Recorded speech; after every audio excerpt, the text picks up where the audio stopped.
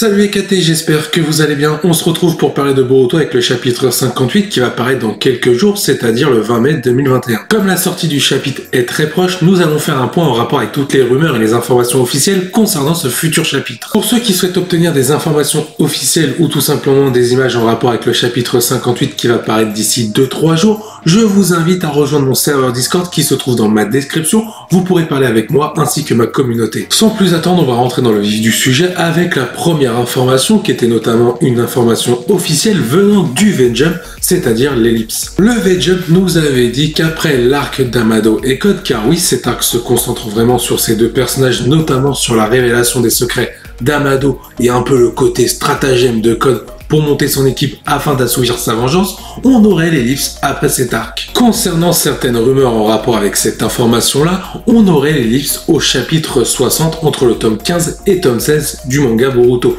Et en plus, souvenez-vous des propos de Kishimoto qui avait annoncé que son œuvre Boruto n'aurait que 30 tomes. Et du coup, ça serait la parfaite idée de couper la moitié du manga pile au milieu pour faire la partie 1 et la partie 2. On a notamment eu encore les propos récents d'Ikimoto comme quoi il préparait notamment en termes de dessin le combat Boruto et Kawaki qui ne se trouve pas à la fin du manga Boruto mais bel et bien après l'ellipse. Alors j'imagine qu'il y aura quelques chapitres avant d'avoir ce combat. Pour revenir sur ce qu'avait dit encore Kishimoto au mois d'avril concernant son œuvre, on avait tout simplement les derniers chapitres qui étaient en train de préparer les différents éléments pour la deuxième partie de l'histoire de Boruto. Selon certaines rumeurs même très crédibles, nous aurons tout simplement un événement majeur qui va tout simplement bouleverser le scénario du manga qui va amener à l'ellipse. On va passer maintenant au deuxième thème, notamment le plan de Code qui a été évoqué à travers des informations officielles comme le V-Jump ou même le Weekly Shonen Jump. Ces deux magazines japonais nous apprenaient notamment que Code allait désigner comme cible prioritaire dans les prochains chapitres et notamment dès le chapitre 58, le personnage de Boruto. D'ailleurs, on apprend que Code va essayer de jouer sur la faiblesse de Boruto, c'est-à-dire la menace à l'intérieur de lui, Momoshiki Otsutsuki. Là, on va rentrer sur le côté rumeur, notamment ce qui entoure les informations officielles. Apparemment, l'objectif de Code, c'est de tout simplement révéler la menace à l'intérieur de Boruto, celle de Momoshiki, à travers le monde Shinobi, pour que celui-ci commence à rejeter le fils du 7e Hokage. Il est vrai qu'on a pu voir l'intelligence de Code, notamment dans le chapitre 56 et même chapitre 57, on a même pu le voir un peu dans l'anime récemment, et ben ce serait pas étonnant qu'ils veuillent désunir un peu Boruto par rapport à ses amis, par rapport à ses alliés les Shinobi, pour pouvoir s'en prendre plus facilement à lui. Le Weekly Shonen Jump nous avait d'ailleurs affirmé que le personnage de Code voulait livrer Boruto en priorité par rapport à Kawaki Ojubi. En donnant Boruto Ojubi, il y aura la naissance de l'arbre divin et Code pourra s'emparer des pouvoirs d'un Otsutsuki pour faire revivre l'Otsutsuki. Par rapport à cette phrase, le Weekly avait donné deux significations. Faire revivre l'Otsutsuki, ça peut peut-être désigner un retour d'Ishiki Otsutsuki grâce à Code, ou tout simplement que Code fasse perdurer la volonté des Otsutsuki en devenant un. D'ailleurs, pour d'autres rumeurs, on a le personnage d'Eda qui, elle, pourrait s'en prendre à Kawaki, c'est pour ça que Code va s'attaquer à Boruto, et donc on aurait le droit à un petit combat entre Eda et Kawaki, car Eda, on se rappelle dans le chapitre 57, elle a un crush pour ce personnage. En plus, grâce à ses capacités spéciales, elle pourrait aider pleinement le personnage de Code à tout savoir sur Boruto et ce que font les Shinobi en rapport avec lui. Donc manipuler le monde Shinobi pour elle, c'est du gâteau. En plus, si Code parvient à manipuler le monde Shinobi pour le retourner contre Boruto, il va réussir deux objectifs en un. C'est-à-dire que le monde Shinobi va se créer des tensions à l'intérieur par rapport à ceux qui veulent protéger la vie de Boruto et ceux qui veulent tout simplement l'éliminer. Le premier objectif de Code étant accompli, c'est-à-dire retourner le monde Shinobi contre Boruto, le deuxième va suivre, c'est tout simplement Boruto sans défense et Code sera notamment beaucoup plus dans la facilité pour s'en prendre à lui. On passe au troisième thème, notamment avec le personnage de Shikamaru, qui selon plusieurs sites avec les informations qu'ils nous ont proposées, pourrait avoir un gros rôle à jouer, notamment dans la suite de l'œuvre Boruto et juste avant l'ellipse. Apparemment, Shikamaru sera en total désaccord avec Naruto concernant le cas de Boruto et pourrait commencer à amener des actions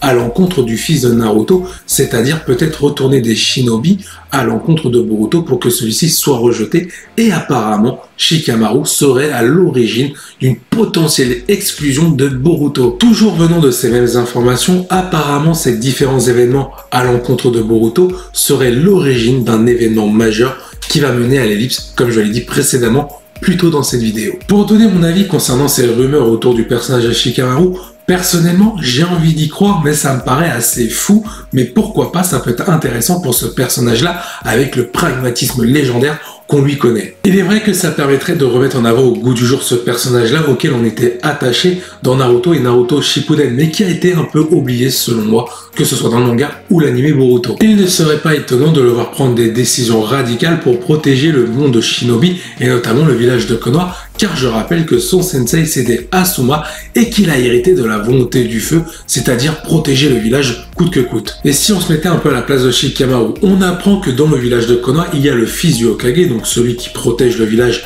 principalement, qui est une véritable menace et qui peut détruire le village en un claquement de doigts. Moi, sincèrement, je suis dans cette position-là, je vais peut-être pouvoir protéger les vies innocentes autour de Boruto et peut-être le sacrifier. C'est vrai que le choix est cornélien et très difficile à la fois pour Naruto, Shikamaru et même pour le monde Shinobi. Je veux dire, on parle de sacrifier une vie innocente qui est malheureusement maudite. Passons au quatrième thème de cette vidéo, c'est-à-dire Boruto, la menace du monde Shinobi. Alors, en rapport avec les informations officielles concernant le plan de Kon et notamment les rumeurs autour de ce qui va se passer ensuite, Boruto ayant révélé sa menace malgré lui, c'est-à-dire Momoshiki à travers le monde Shinobi, le monde Shinobi pourrait tenter d'assassiner Boruto. Apparemment, certaines informations non confirmées nous disent que les Kage pourraient tout simplement comploter pour un attentat à l'encontre de Boruto. Alors, ça sera pas tous les Kage, je vois plus Darui ou même Sojoro, ça serait intéressant comme rebondissement en termes de trahison à l'égard de Naruto, qui lui avait dit comme quoi il allait s'occuper du cas de son fils. Tu te doutes bien, si Boruto est victime d'attentat, déjà psychologiquement pour lui, il va sombrer dans la folie, il va commencer à dire putain, le monde Shinobi que j'idolâtre tant grâce à Sasuke est en train de se retourner contre moi, voulant m'éliminer. Et d'un côté, on aurait un Naruto qui lui forcément ne va pas rester sans rien faire et protéger la vie de son fils, et cela va fragiliser le monde Shinobi et la paix risque de voler en éclats. L'événement majeur qui a été dit dans certaines informations qui aurait produit l'ellipse par la suite, c'est tout simplement l'exil de Boruto à la suite de ça, ou une simulation d'une fausse mort pour que Boruto puisse échapper à ça, et d'un côté la fin du monde de paix installé par le monde Shinobi et une potentielle 5e grande guerre ninja. On est déjà au thème numéro 5, notamment la 5e grande guerre ninja à travers le monde Shinobi. Est-ce que cela est possible? Déjà, il faut savoir que Kishimoto a dit que la suite du manga Boruto allait s'assombrir. Donc forcément, il faut que l'atmosphère, le contexte soit beaucoup plus dur, beaucoup plus sombre. Alors pourquoi pas une grande guerre qui serait dévastatrice pour tous les pays ninja? Je vais tout de même faire un rappel de quelque chose. Quand il y a une guerre, c'est pas forcément d'un niveau équitable que les adversaires vont s'affronter. Techniquement, il peut y avoir le plus faible qui va affronter le plus fort. Le plus important dans une guerre, enfin si on peut appeler ça d'important, c'est le rapport au conflit. Le conflit, c'est Boruto. Est-ce qu'on le garde? Est-ce qu'on le tue? Est-ce qu'on l'emprisonne? Et là, forcément, Naruto, lui, va être du côté de préserver la vie de son fils face à ceux qui veulent l'éliminer. Surtout que dans une potentielle guerre, il y a toujours des traîtres. Par exemple, le personnage d'Amado, s'il y a une guerre, le village de Konoha ne sera plus vraiment concentré sur lui et il pourrait clairement en profiter. Il ne faut pas oublier le personnage d'Eda qui, elle, peut en profiter pour assombrir encore plus le monde Shinobi à travers un climat encore plus chaotique. Forcément, Eda est accompagné par le personnage de Code qui lui pourrait en profiter pour semer la zizanie, lancer Jubi en pleine bataille et pouvoir s'en prendre d'un côté à Boruto et Karaki qui seront laissés sans défense. Surtout que Boruto, s'il est exilé, techniquement, il n'a plus aucune défense. Peut-être Sasuke qui l'aurait accompagné. Mais pour le personnage de Sasuke, il y a tout de même un problème. Admettons, le village de Konoha est attaqué, que Sarada et Sakura sont en danger. Je pense que Sasuke aura une préférence à aller protéger sa famille que Boruto. Il y a une remarque importante à faire. S'il y a ce climat chaotique, un peu ce contexte de guerre, le personnage d'Orochimaru, qui lui a découvert un pouvoir assez incroyable en Mitsuki, pourrait en profiter pour peut-être révéler des plans qui étaient tenus secrets jusqu'alors. Donc comme j'ai pu le dire précédemment, voir une guerre éclater dans le monde de Boruto, alors certes c'est vrai, ça pourrait être répétitif par rapport à l'univers de Naruto, mais si on veut un contexte sombre, il faut taper fort, il faut démunir toute la jeune génération pour qu'elle puisse se battre face au destin qui les attend. Passons au 6e thème de cette vidéo, notamment en rapport avec le personnage de Kawaki. Qu'est-ce qui va devenir de ce personnage et s'il se retrouve en pleine guerre, si Boruto est porté disparu ou qu'il a simulé sa mort et que Kawaki n'est pas au courant, techniquement Kawaki n'aura plus aucun repère. Surtout que Naruto, s'il y a une guerre, il ne pourra pas forcément s'occuper de Kawaki et donc sa vigilance le concernant pour le protéger, notamment en rapport avec différentes menaces, Amado peut-être, et Code et Eda, elle sera nettement diminuée. Et c'est là que le personnage d'Amado pourrait entrer en scène, notamment en se servant du monde Shinobi qui est en train de basculer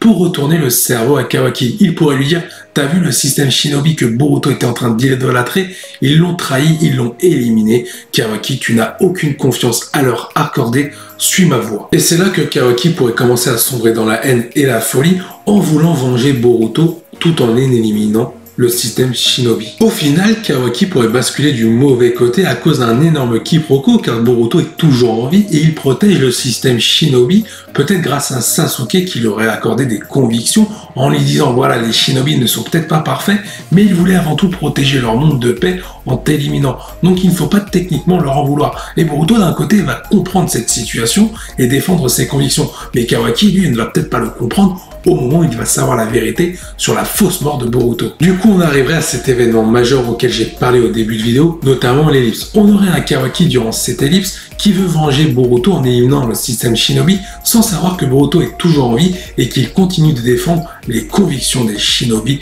grâce à Sasuke. Et après l'ellipse, on aurait le fameux combat Boruto versus Kawaki. D'ailleurs, je pense sincèrement qu'à la fin du combat entre Boruto et Kawaki, il n'y aura aucun vainqueur, aucun perdant, car les deux vont se réconcilier pour s'allier face à différentes menaces à venir. Et toi, qu'en penses-tu de toutes ces informations officielles et de ces rumeurs? Si tu as aimé, n'hésite pas à liker et t'abonner. Sur ce, je vous dis à la prochaine. Portez-vous bien. Salut les KT.